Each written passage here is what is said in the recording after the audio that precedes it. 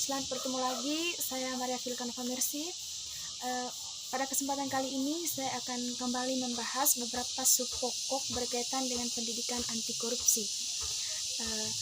Pada kesempatan ini teman-teman kita akan membahas berkaitan dengan nilai-nilai serta prinsip-prinsip anti korupsi. Untuk lebih jelasnya kita akan mulai dari penjelasan mengenai nilai-nilai anti korupsi. Ada begitu banyak nilai-nilai yang terkandung dalam pendidikan anti korupsi. Yang pertama teman-teman, ada nilai kejujuran, nilai kepedulian, nilai kemandirian, nilai kedisiplinan, tanggung jawab, kerja keras, kesederhanaan, keberanian, dan yang terakhir itu keadilan.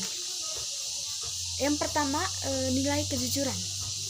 Nilai kejujuran ini teman-teman yaitu suatu nilai yang harus dapat dipegang teguh oleh setiap orang atau setiap manusia untuk memupuk dan membentuk karakter mulia di dalam setiap pribadi manusia.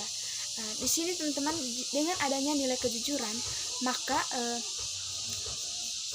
publik akan memberikan kepercayaan lebih kepada kita atau kepada seorang pemimpin untuk terus memimpin dan menduduki jabatannya tersebut. Yang kedua, nilai kepedulian. Sebagai seorang calon pemimpin ataupun seorang pemimpin, kita perlu memiliki rasa kepedulian terhadap lingkungannya.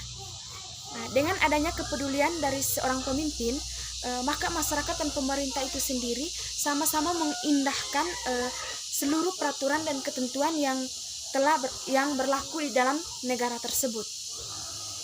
Yang berikutnya, nilai kemandirian. Di sini nilai kemandirian ini teman-teman merupakan suatu proses di mana seseorang itu melakukan pendewasaan diri untuk tidak selalu bergantung pada orang lain. Berikutnya, nilai kedisiplinan. Nilai kedisiplinan di sini mengajarkan kita untuk melakukan sesuatu tepat waktu. Harus memiliki kemampuan mengatur waktu, kepatuhan pada peraturan dan ketentuan, dan selalu fokus pada pekerjaan. Berikutnya, nilai tanggung jawab. Nilai tanggung jawab di sini merupakan suatu nilai penting yang harus diterapkan oleh seorang dalam bekerja. Di sini seseorang menerima dan menyelesaikan semua masalah yang telah dilakukan. Berikutnya, nilai kerja keras. Kerja keras ini sebenarnya teman-teman harus didasari dengan adanya kemauan dalam diri. Jika di dalam diri sudah ada kemauan untuk melakukan suatu pekerjaan, maka akan tumbuh rasa keberanian dan kerja keras untuk melaksanakan pekerjaan tersebut. Berikutnya, nilai kesederhanaan. Di sini kalau kita sering menerapkan gaya hidup sederhana, maka kita di sini akan tidak terbiasa dengan hidup boros. Di sini kerap kali banyak para elit politik ataupun pejabat itu mengidentikan kebutuhan itu dengan keinginan semata. Padahal tidak selalu kebutuhan itu sesuai dengan keinginan, dan sebaliknya dengan menerapkan prinsip-prinsip hidup sederhana, maka kita dibina untuk memprioritaskan kebutuhan di atas keinginan kita. Berikutnya, nilai keberanian. Untuk mengembangkan sikap keberanian demi mempertahankan pendirian dan keyakinan kita, terutama sekali kita harus mempertimbangkan berbagai masalah itu dengan sebaik-baiknya. Ya, terakhir, nilai keadilan. Nilai keadilan di sini teman-teman, misalnya seperti yang sering terjadi di negara kita itu, rasa keadilannya itu merasa berkurang. Karena apa? Antara masyarakat dengan elit politik itu tidak sama. Yang sebenarnya di sini teman-teman, rasa keadilan itu harus sama antara masyarakat dengan pejabat, itu harus sama karena semuanya itu harus sama di mata hukum. Oke teman-teman, itu dari penjelasan mengenai nilai-nilai yang terkandung dalam pendidikan anti korupsi. Sekarang kita lanjut ke prinsip-prinsip anti korupsi. Ada beberapa prinsip di sini teman-teman yang akan kita bahas pada kesempatan ini. Yang pertama itu ada prinsip akuntabilitas, yang kedua transparansi, yang ketiga kewajaran, yang keempat kebijakan, dan yang terakhir prinsip kontrol kebijakan. Yang pertama, kita lihat yang pertama, prinsip akuntabilitas.